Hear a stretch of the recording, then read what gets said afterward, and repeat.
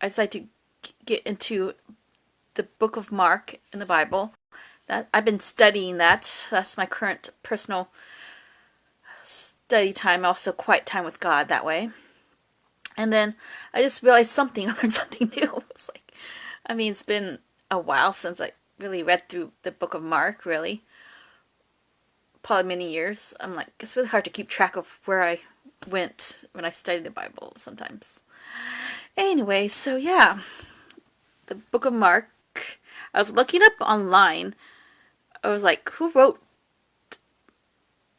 that book? I was like, and so, well, in Britannia, I'm pretty sure Bible scholars kind of figure out perhaps Mark was one of the disciples of Peter, which Peter was a disciple of Jesus, and I guess Peter became apostle by then because he moving up, leadership. And then Mark was also mentored through or work with Apostle Paul together.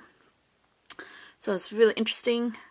But I'm reading a section of Mark about John the Baptist because, like, I guess in the past I was curious, like, why was he arrested in the first place and all that? I didn't understand. I mean, I read those sections, from Matthew and Mark, the account of John the Baptist, and like when I was younger, but now that I'm older, I'm kind of able to see details and things differently. It's like kind of exciting. It's like at different seasons in life, you go back to, it's like it's never boring. I realize, or maybe it's just how I'm connecting with God at the moment that is helping me see something. It's like different layers because it gets overwhelming. You don't want to know every little thing because it's like you lose motivation to want to learn because it's like overwhelming, like what? So it's like nice to focus on something each time you study, a book in the Bible, or maybe scripture, or even meditate on God's word or something. You just have to keep it and pray to God to help you focus on that thing. And then over time, you revisit that same section of the Bible. God, and also when you with life experiences, you probably something be revealed to you, So yeah, and maybe it helps that I've been watching a new series called The Chosen. Well, the season one. I haven't finished yet because I kind of don't want to binge watch everything so fast because I like to take time and take breaths, But also, it's really giving me like, oh, I need to get back to the Gospels. So I figured out that I did a little quick internet research about that. So when I finish the book of Mark, I think I'm going to go read Luke. After Luke, read Matthew. Because all three of those texts are like synodic, like they parallel each other. I also reached that book of Mark, probably most likely is the earliest version written like, soon after, Jesus passed away, like sometime after, that Mark, has interviewed probably like the original disciples to get these details, and Bible scholars says that most likely it's probably Peter that Mark, because Mark could be like disciple for Peter, and so probably, and then yeah, so that makes sense because I'm trying to read, in the past, originally when I did order like, do math, not math. Was it Matthew, Luke, Mark, John? No, Matthew, Mark, Luke, John. Yeah, that's the order. Study with you. I will get some sleep. I'm mumbling on. Where am I doing? Okay. Whew. So, I decided to like get into it because there's something that. Okay, but I'm gonna read the passage from Matthew first because then I can go to Mark that way. I started with Mark and then I flip over and find in Matthew, but I think this is a great way. So, from Matthew chapter 14, start with 1. And let's start reading.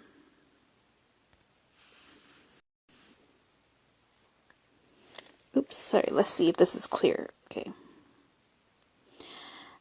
At that time, Herod the Tetrarch, I don't know how to pronounce it. What does that word mean? I need to look it up later. Anyways, so heard the reports about Jesus, and he said to his attendants, "This is John the Baptist. He has risen from the dead. That is why miraculous powers are at work in him." Wait a minute. Oh, I get it now. Okay, already John the Baptist has passed away because Herod had John the Baptist beheaded.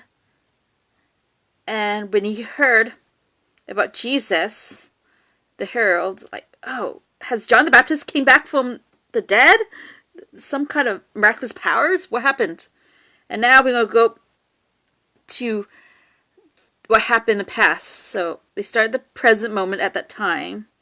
Well, this is way after the fact, but Matthew is pretty at the moment of Herald, hearing about Jesus, and then somehow John the Baptist. And then now we can go to Herald's past and find out what happened. Let's continue on.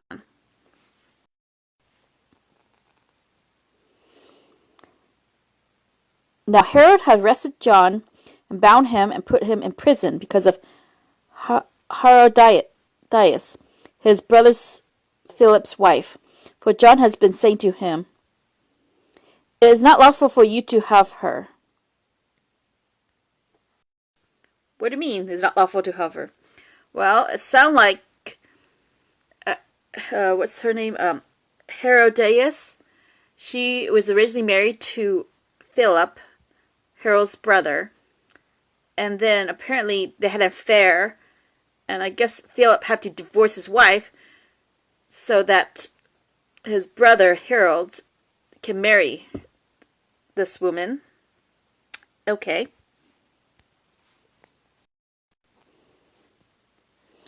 Herod wanted to kill John, but he was afraid of the people because they considered him a prophet.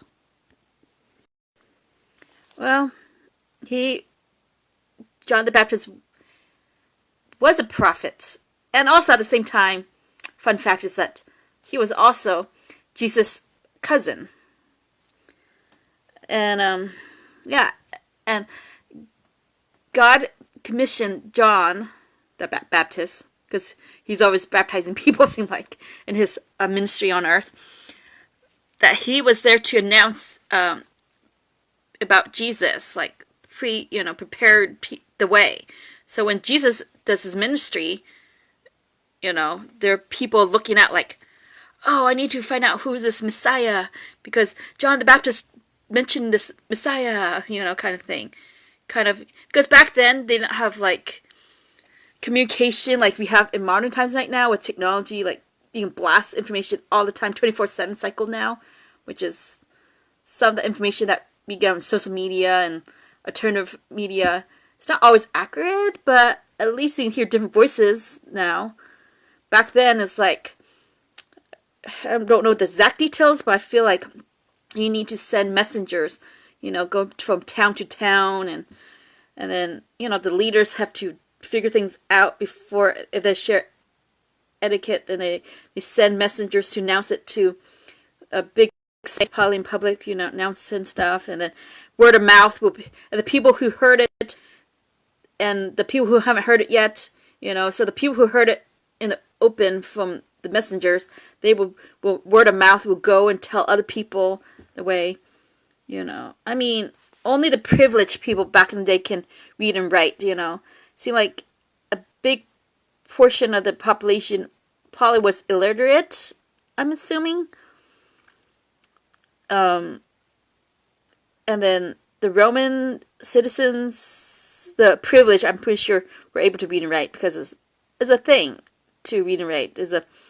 and having education is a really privileged state. Only the wealthy can afford that. But then, not all wealthy people really care to have that education, reading, writing. Some wealthy people, was it this time or the other time? I don't remember. All these centuries and time zone is kind of confusing. And so, did Harold really want John killed off? Let's see. The Bible scholar says, John the Baptist offended King Harold with his blunt accusations, but Mark 6 points out that most of the venom came from Harold's wife, whom the king had stolen from his brother Philip.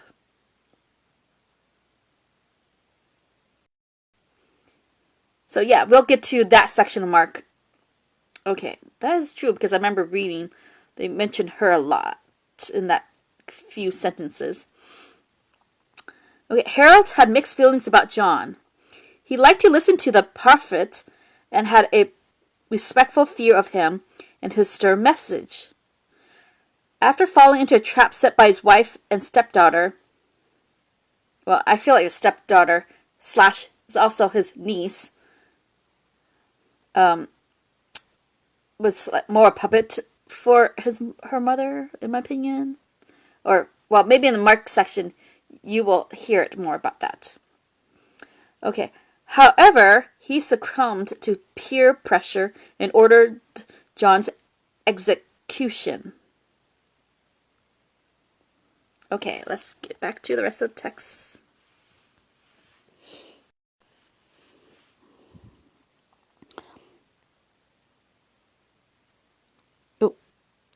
On Harold's birthday, the daughter of Herodias danced for them and pleased Harold so much that he promised with an oath to give her whatever she wanted. Prompted by her mother, she said, "Give me here on a platter the head of John the Baptist." Oh, prompted by her mother.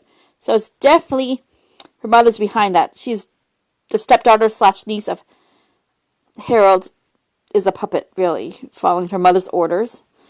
Well, on the positive front, at least she honored her mother.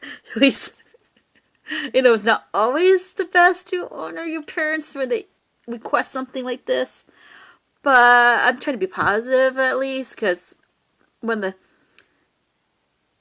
these are Romans, so never mind. But for the Jewish, if this is a Jewish daughter, she is following the ways of, their faith, honor your mother and father. Okay, but for a Roman daughter, okay, that's interesting.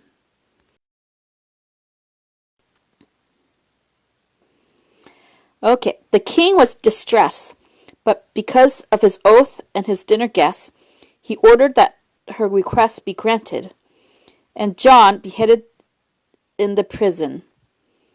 His head was brought in on a platter and given to the girl, who carried it to her mother. John's disciples came and took his body and buried it. Then they went and told Jesus.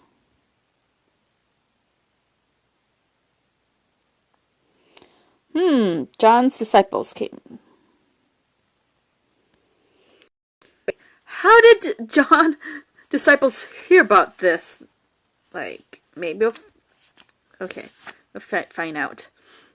Because let's go to Mark chapter 6, verses 14. Okay, let's get to a different view of the situation.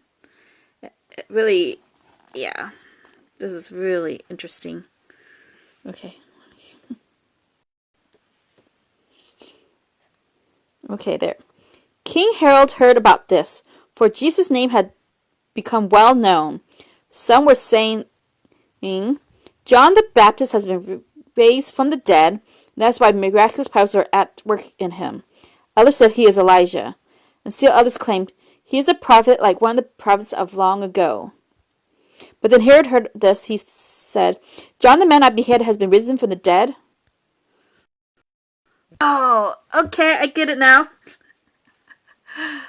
It adds another version why King Harold is really confused because remember we read from Matthew's account, which actually from Matthew's account, a lot of his information got from maybe his own relationship with the original disciples.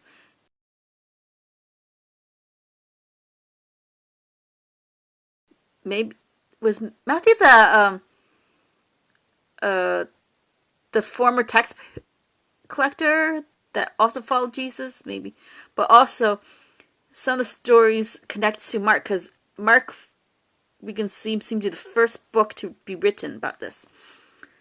And yeah, so we just read. Wow, now I realize this. Like, oh, like King Herod heard about Jesus, about the miracles that was happening.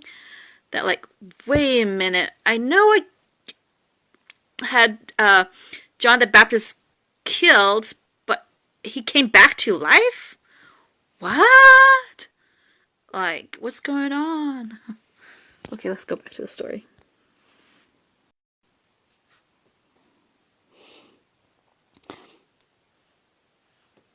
For Harold himself had given orders. Sorry, it's like. For Harold himself had given orders to have John arrested, and he had him bound and put in prison. He did this because of Herodias, his brother Philip's wife, whom he had married. It's kind of weird phrasing of it. Like, should be former, his brother Philip's first wife, whom he married after the divorce. I don't know. For John had been saying to Harold, "It is not lawful for you to have your brother's wife." The way he did it, the way yeah, the way he did it is like, I guess John the Baptist think this is morally wrong. You went and stole your brother's wife to have her as your wife? Like, who does that? Who does that to your own brother, flesh and blood? Well, I mean, in real life, even modern times, I just don't understand it. Can anyone explain, like, how that could happen? But action can show you why Herodias to this. She want to leave. I have a feeling she really want to leave Philip. Love him. Maybe that marriage was arranged marriage.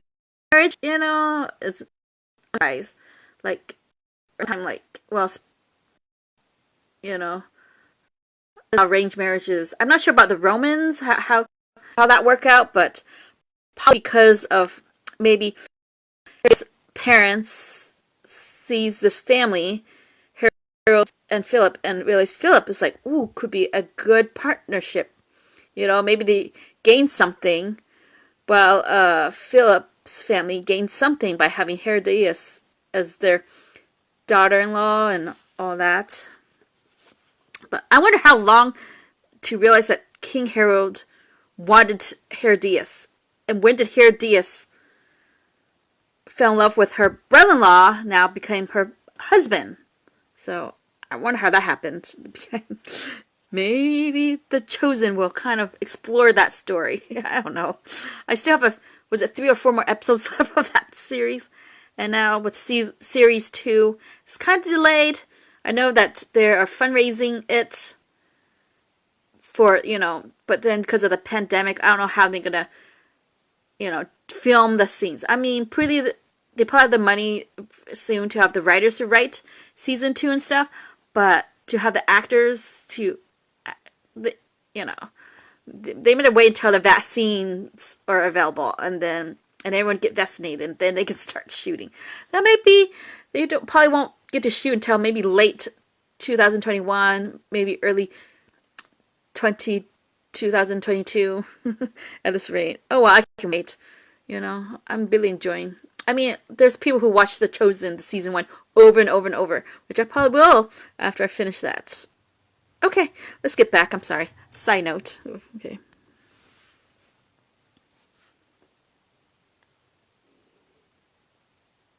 So Herodias nursed a grudge against John and wanted to kill him. Yep, she is a person who really started that. And she confused her second husband to not confuse him. I mean, yes, King Harold did not like to be corrected about his behavior, but at the same time, he still enjoyed listening to John the Baptist. So weird. But I guess it makes sense because he respected John the Baptist in a way. Because, like, oh, there's some, but don't correct my behavior or misbehavior or whatever, But Herodias is the one who's like, why, like, I am so happy with my second husband. I love him and all that stuff or something. Okay. And apparently, her daughter, with whom she had no name, because they didn't write the details of, her daughter has not important, but I'm so amazed that she's willing to be open, like, okay, so my divorced my dad, and now my mom is married to my uncle, he's also my stepfather now. Like, okay, I wonder how she's feeling, this young lady is feeling about this. But anyways, it's not important. The main goal is, like, about John the Baptist, his end of days, what happened, I mean, before I go back to the text, I was like, why did God permit John the Baptist, to pass away in a horrible, horrible way? It's like, oh, like I remember thinking younger, like, that's not fair. And then, but now that I'm older, like, perhaps John the Baptist ministry has ended. This is that horrible way to do that. I'm hoping that dear John was not in pain when he passed away. I hope it went quickly, That's, yeah. And I wonder how Jesus felt when he heard that his cousin passed away in a horrible, horrible way.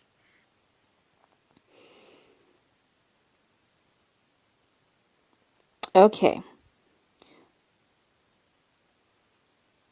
But she was not able to have him killed off because Harold feared John and protected him. Knowing him to be, when feared John, that means not scared of John, just it's another way to say respected John and protected him. Knowing him to be righteous and holy man, when Harold heard John, he was greatly puzzled, yet he liked to listen to him. Finally, the opportune time came. On his birthday, Harold gave a banquet for his high officials and military commanders and the leading men of Galilee. Wow, that's a lot of people. That's a fancy banquet for his birthday. Fancy party! King Harold had a fancy party time. Okay. When the daughter of Herodias came in and danced, she pleased Harold and his dinner guests. The king said to the girl, "Ask me for anything you want, and I'll give it to you." And he promised her with an oath, "Whatever you ask, I will give you, up to half my kingdom." She went out and said to her mother, "What should I ask for?" "The head of John the Baptist," she answered. At once the girl hurried in to the king with a request. "I want you to give me right now the head of John the Baptist on a platter." The king was greatly distressed, but because of his oaths and his dinner guests, he did not want to refuse her. Definitely, with all those witnesses and the way he promised her, "Whatever your wish is my command," there's some peer pressure there. So he immediately sent an executioner with orders to bring John's head. The man went, beheaded John in the prison, and brought back his head on a platter. He presented it to the girl, and she gave it to her mother. On hearing of this, John's disciples came and took his body and laid it in a tomb. Wow. Wow, wow, wow. I also wonder what the executioner felt about I know it's his job to follow the king's orders, he probably thinking, but to kill a man, an innocent, like, he must be like, this man who did that job must be not, he must have locked up his emotions and feelings and thoughts somewhere else and just become like a robot to able to do that. Like, and afterwards, what happened? You know, every time he have to go and kill off innocent people, how did that influence and affected this man's life? Like, makes me wonder now. I'm older now to think about it. When I was younger, like, what? I don't think of these deep questions, but the more you get, well, people always say that, wow, Stacy, you're so passionate about learning. Like, yeah, I can't be. Anyway, so, remember in verse 29, I just finished, John's disciples? But also, after John's disciples, you know, are not able to serve and learn from John the Baptist anymore, what happened? Call new recruits. Okay. Apparently Jesus got some of his original disciples from John the Baptist. See John chapter 1 verses 35 and 40. Oh, I need to go back to read John eventually to get that. Oh, because I remember reading, you know, these gospels years ago about like, oh, Jesus went and gathered his disciples like, oh, I choose you. Come follow me. And then they say, okay. but I'm glad that Jesus was able to take some of, you know, his cousin's disciples and teach them more. Because it shows that Jesus loved his cousin so much, and he wanted to employ, you know, because these disciples of John the Baptist, they don't have no homes to they have homes to return to if they want, but they don't really have work, you know, employment to go back to because they've been following and learning from John the Baptist, so they're open, you know. Anyway, so and after John's execution, even more of them joined up with Jesus. So after some training them, there's the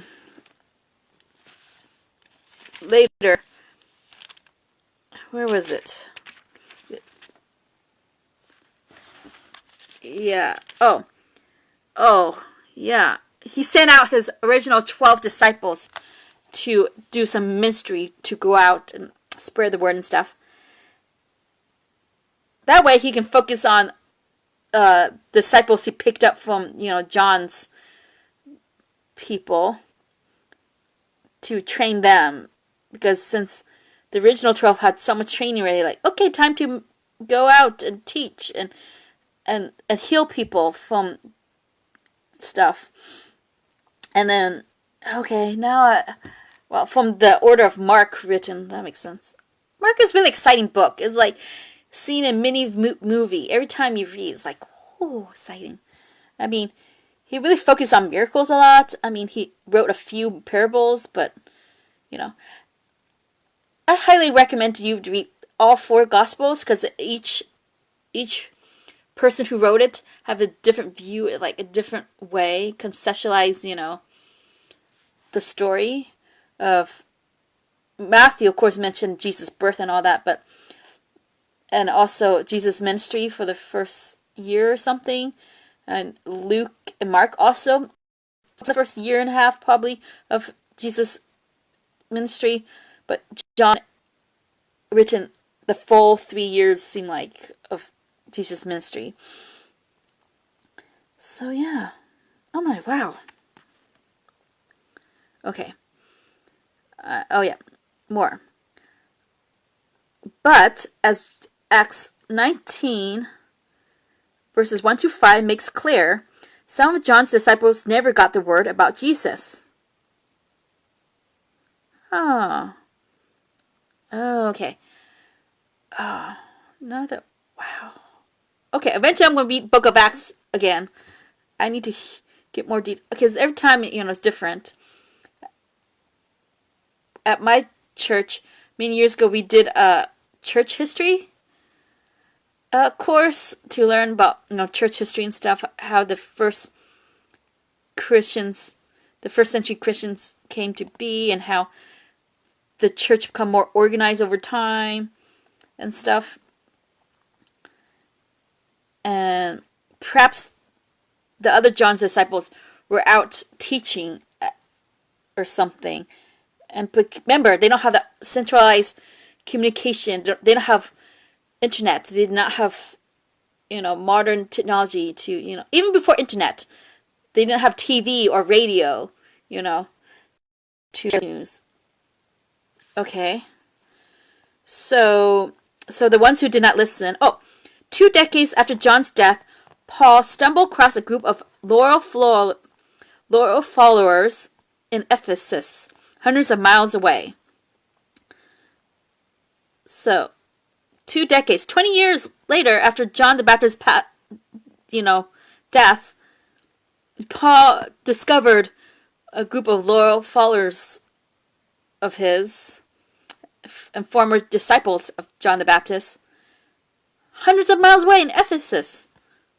One day I want to visit the Holy Land, because all these cities and towns and villages, they seem so not so far away for me. I don't know the distance between.